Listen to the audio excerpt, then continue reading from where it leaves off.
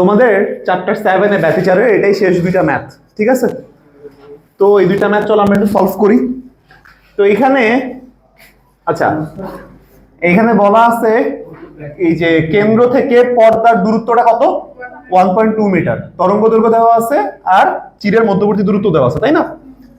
আমাকে ফার্স্ট কোশ্চেনে বলছে পর্দাটি যদি আরো 20 সেন্টিমিটার দূরে সরাই তাহলে একই পুরুত্বের ডোরা পেতে কি ব্যবস্থা নিতে হবে।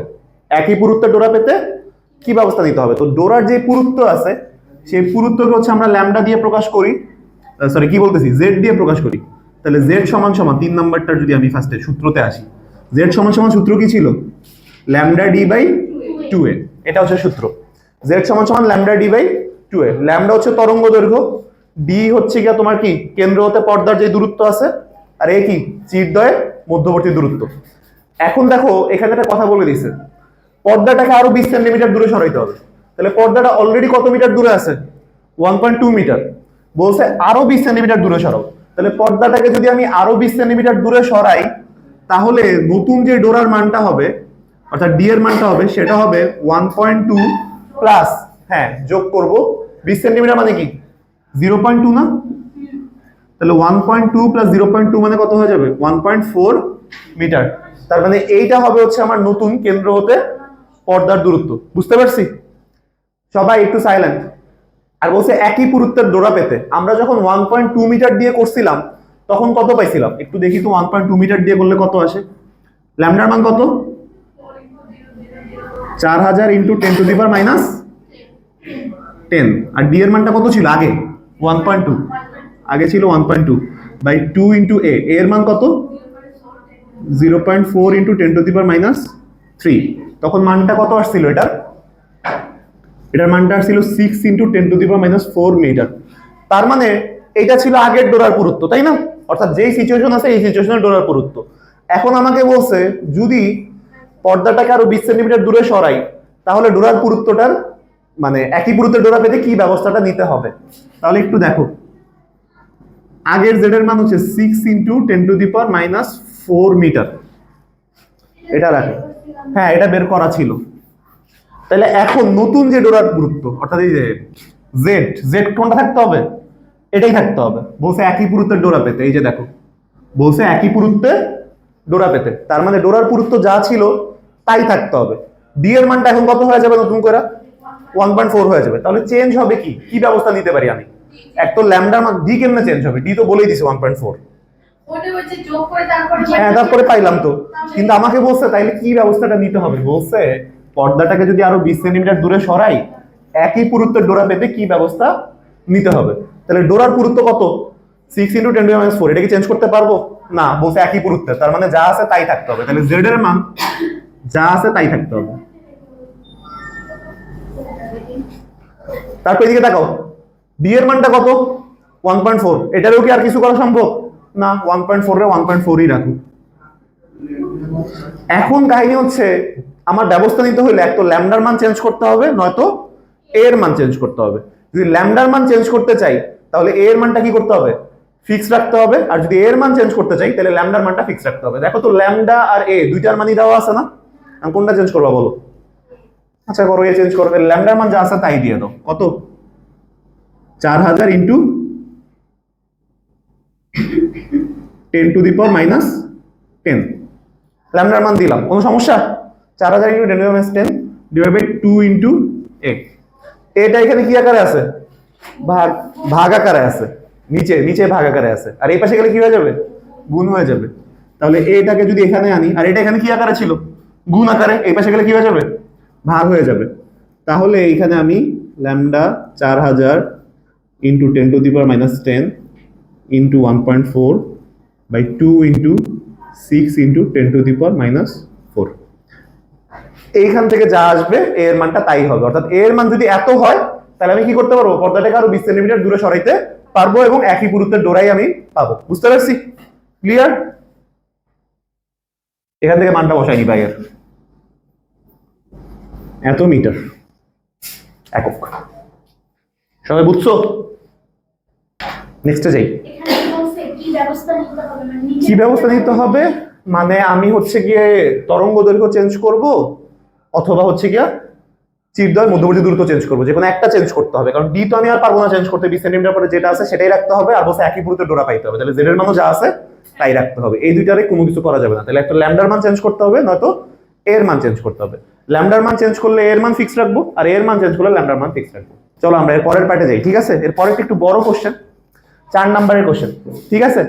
তাহলে তাহলে দেখো পর্দায় মোট কত ডিগ্রি ওরা পাওয়া যাবে।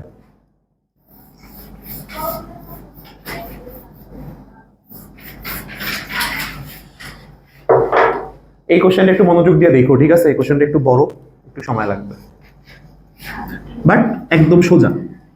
আমরা একটা সূত্র জানি, সেটা হচ্ছে সাইন থিটার সূত্র। সাইন থিটা সমান সমান ডেল এক্স বাই এ। আচ্ছা, এটা এখানে ভাগাকার আছে তাই না, এই পাশে গেলে গুণ হয়ে যাবে, আর ডেল এক্স এর মানটা উজ্জ্বলের জন্য একরকম আর অন্ধকারের জন্য একরকম। তাহলে আমি ধরো ফার্স্ট উজ্জ্বলের জন্যই করি।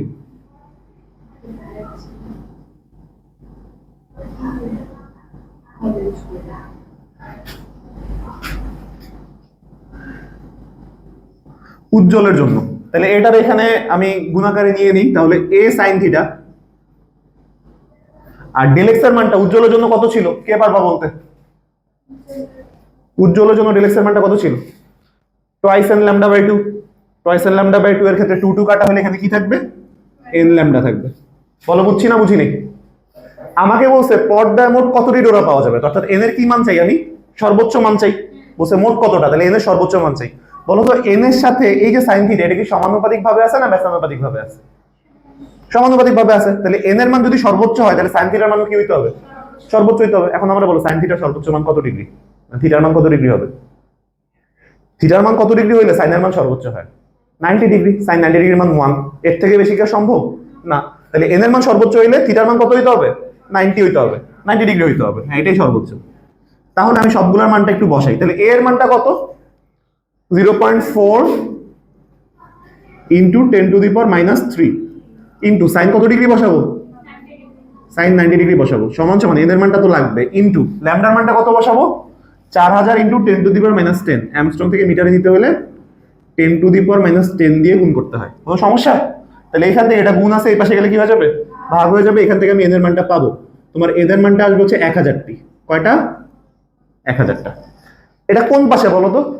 এটা হচ্ছে কেন্দ্রীয় উজ্জ্বলের এক পাশে। আমরা জানি এই যে এটা যদি আমার কেন্দ্রীয় উজ্জ্বল হয়ে থাকে, তাহলে কেন্দ্রীয় উজ্জ্বলের এই পাশে কয়টা তাহলে উজ্জ্বল ডোরা পাবো? 1000টা। তাহলে উভয় পাশে কয়টা পাবো? 2000টা। এই পাশে যদি 1000 হয়, তাহলে এই পাশেও কয়টা হবে? 1000টাই হবে। তাহলে এখানে লিখে ফেলো। সুতরাং উজ্জ্বলের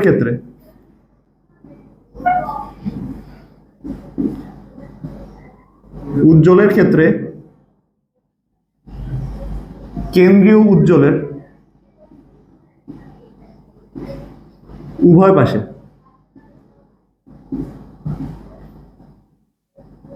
মোট ডোরা। তোমরা কিন্তু এভাবে না লিখলে টিচার কিন্তু মার্ক দিবে না, টিচার অনেক ঝামেলা করে এখানে। সমান সমান কি লিখবো আমি? 1000 প্লাস 1000 ইজ ইকুয়াল টু 2000টি। বলো কোনো সমস্যা এই পর্যন্ত? ক্লিয়ার? অপরূপ, কোনো সমস্যা? আচ্ছা, উঠায় নয় টুক। এরপরে আমরা এখন কাটটা বের করবো, অন্ধকারেরটা।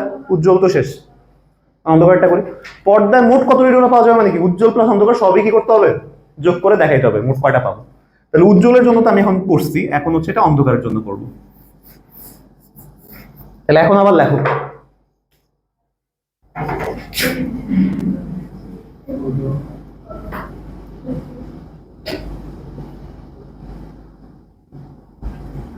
দেখো অন্ধকারের জন্য এটা এখানে ভাগাকারে আছে, এই পাশে গেলে কি হবে? গুণ হবে। A sine theta is equal to del X. এই আমাকে বলো অন্ধকারের জন্য পথ পার্থক্য কত, কে জানো? Twice n minus 1 lambda by 2। Twice n minus 1 lambda by 2। তাহলে এইখানে সেম ভাবে এন এর মান যদি সর্বোচ্চ হইতে হয়, থিটার মান কত হবে? 90 ডিগ্রি। সর্বোচ্চ মানে 90 ডিগ্রি। তাহলে এ এর মানটা বসাই। তাহলে এ এর মান হচ্ছে 0.4 into 10 to the power -3 into sign কত ডিগ্রি? 90 ডিগ্রি, সমান সমান টুয়াইস এন মাইনাস 1 ইন্টু ল্যামডার মানটা কত 4000 ইন্টু 10⁻⁻10 ডিভাইডেড বাই 2। কোনো সমস্যা এই পর্যন্ত আসো লাইনে? আচ্ছা, তাহলে এইখান থেকে তুমি কি বাইর করবা এন এর মানটা বাইর করবা। দেখো এন বাদে বাকি সবকিছুর মান আমি বসাইছি না, তাহলে এখান থেকে তুমি এন এর মান বাইর করো, হিসাব নিকাশ করে দেখবা যে এখানে আসবে 1000.5টি, 1000.5। তাহলে কি ভগ্নাংশ আসছে না? ভগ্নাংশ আসছে তো, কিন্তু ভগ্নাংশ তো আমি যাচ্ছি না, আমি যাচ্ছি মোট কয়টা অন্ধকার, তাইলে ভগ্নাংশ যাচ্ছি না। মিনিমাম কয়টা অন্ধকার আছে, তাইলে 1000.5টা পাইছি, তাহলে মিনিমাম কয়টা আছে অন্ধকার 1000টা। আবার আবেগে 1001টা দিও না, কারণ 1001টা কিন্তু নাই, 0.5 আছে, তাহলে এটাকে তুমি আরো 0.5 বাড়াইতে পারবা না, তাহলে মিনিমাম কয়টা আছে অন্ধকার 1000টা। তাহলে এইখানে তুমি এন এর পরে এই যে সমান সমানটা এইভাবে দিবা, এইভাবে দিয়ে কি লিখবা 1000টা। তাইলে এইটা কি কেন্দ্রীয় উজ্জ্বলের এক পাশে কয়টা 1000টা, তাহলে উভয় পাশে কয়টা 2000টা। সুতরাং এইভাবে লেখো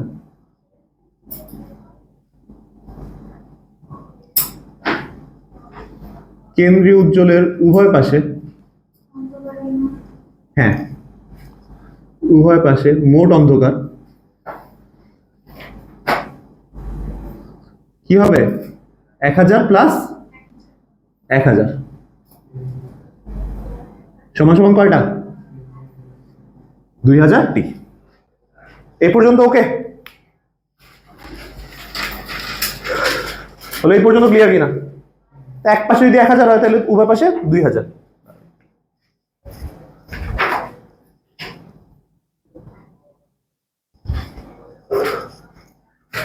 আচ্ছা, তাহলে মোট ডোরার সংখ্যা কত? এখন সব মুছি, শিওর? আচ্ছা,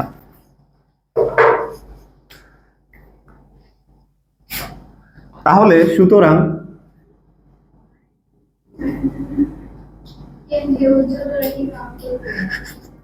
এক্স্যাক্টলি, সুতরাং মোট ডোরার সংখ্যা কত হবে? উজ্জ্বলের ক্ষেত্রে 2000, অন্ধকারের ক্ষেত্রে কত 2000 প্লাস কয়টা একটা, কারণ এই একটা কিসের বলো কেন্দ্রীয় উজ্জ্বল, তো কেন্দ্রীয় উজ্জ্বলও তো একটা ডোরা তাই না, ওটারও তো কাউন্ট করতে হবে। তাহলে সব মিলে কত আসে 4001টি, এটা অ্যান্সার। দেখো বুঝছো কিনা? অপবর্তন আসলে, আচ্ছা অপবর্তনটা কি? অপবর্তনটা হচ্ছে গিয়ে মনে করো আমার এটা একটা আলোক উৎস, এখান থেকে হচ্ছে আলো নির্গত হবে, তাহলে আলো নির্গত হয়ে মনে করো এই যে এখানে গেল, এই যে এখানে আসবে, এখানে আসবে, ঠিক আছে আলোটা, ঠিক আছে, তাহলে আলো আসবে না, এইভাবে করে তো আলো আসবে, এইভাবে করে আলো যাবে, এইদিকেও আলো যাবে তাই না, এই যে মাঝখান দিয়েও আলো যাবে। কিন্তু এখানে যদি আমি একটা প্রতিবন্ধক দিয়ে দিই তাহলে এখানে আলো যাবে, এখানে এটার ভিতর দিয়ে আলো যাবে না, যাবে না। তাহলে এই জায়গাটা পুরোটা কি তৈরি হবে? ছায়া তৈরি হবে না? ছায়া তৈরি হবে। আর এই জায়গাগুলোতে কি থাকবে? এই যে এই জায়গাটা আলো থাকবে। বলো বুঝছি নাকি বুঝিনি? এই জায়গাটাতে কি থাকবে? আলো থাকবে। তাহলে এটাকে আমি বলতে পারি আলোকিত অঞ্চল, আর এটাকে আমি কি বলতে পারি? ছায়া অঞ্চল। দেখো যতই এই সাইডে আলোকিত অঞ্চল থাকুক আর যতই এই সাইডে ছায়া অঞ্চল থাকুক, তুমি দেখবা কিছু আলো একটুখানি হইলেও ব্যাকা কি হইছে, এই ছায়া অঞ্চলে প্রবেশ করছে। এইখান থেকেও দেখবা সেম ভাবে কিছু আলো একটুখানি ব্যাকা কি হইছে, ছায়া অঞ্চলে প্রবেশ করছে। আলোর এই যে বেঁকে যাওয়ার ঘটনাটা, এটাকে কি বলে? অপবর্তন বলে। তাহলে চলো অপবর্তনের সংজ্ঞাটা একটু লেখা দিই, এটা বইয়ে একটু কঠিন করে আছে, আমরা একটু ইজি করে দিছি অপবর্তনের সংজ্ঞা। তা না ওই সময় বলি নাই সংজ্ঞাটা ডিরেক্টলি লেখা, ওটা মুখে বলছিলাম। আসলে কই বলো? আচ্ছা তাও একটু দেখি, আমরা অনেকের খাতায় না থাকতে পারে।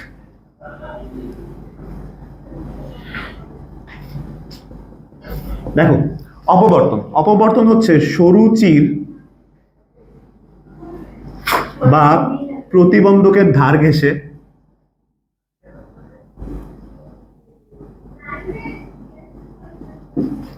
সরু চির বা প্রতিবন্ধকের ধার ঘেঁষে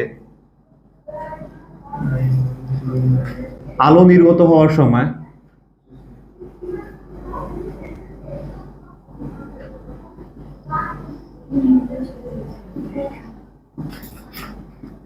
সময় বেঁকে ছায়া অঞ্চলের প্রবেশ করার ঘটনা। ছায়া অঞ্চলে প্রবেশ করার ঘটনা।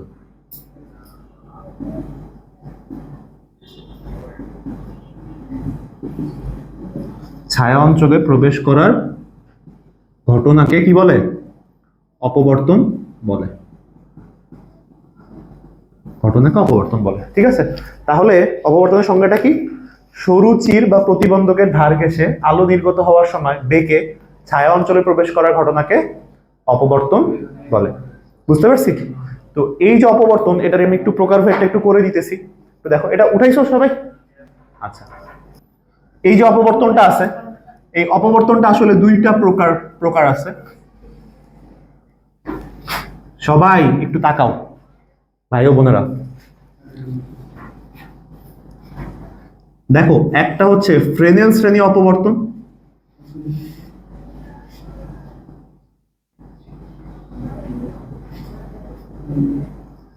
আর আরেকটা হচ্ছে ফ্রনহফার শ্রেণী অপবর্তন।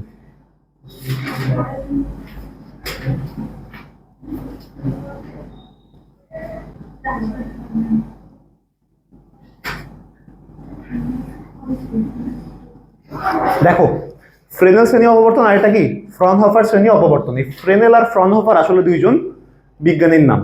তো আমি ফার্স্টে একটু এই দুইটার মধ্যে যে পার্থক্যটা আছে পার্থক্যটা একটু বলতেছি, ঠিক আছে? তাহলে ফ্রেনেল শ্রেণী অপবর্তনের ক্ষেত্রে চির হতে উৎস এবং পর্দা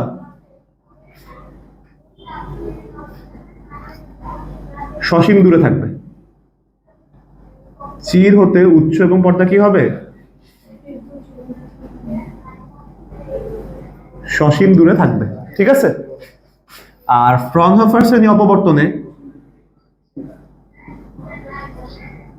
চির হতে উৎস এবং পর্দা অসীম দূরে থাকবে।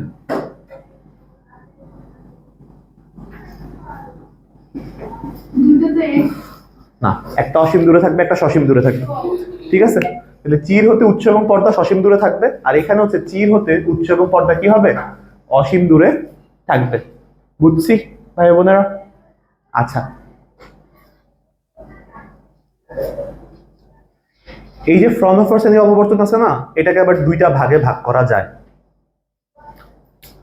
আমি সব প্রকারভেদগুলো একটু বলে দিচ্ছি, ঠিক আছে? তাহলে এই যে ফ্রনহফার শ্রেণী অপবর্তন, এটাকে আবার দুইটা ভাগে ভাগ করা যায়। একটা হচ্ছে গিয়ে তোমার একক শ্রেণী অপবর্তন,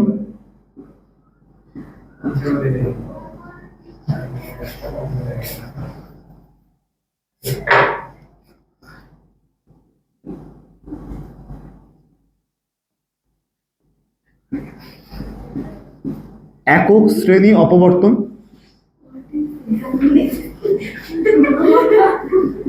এই কথা বলো না। দেখো, একটা হচ্ছে একক শ্রেণী অপবর্তন, আর একটা হচ্ছে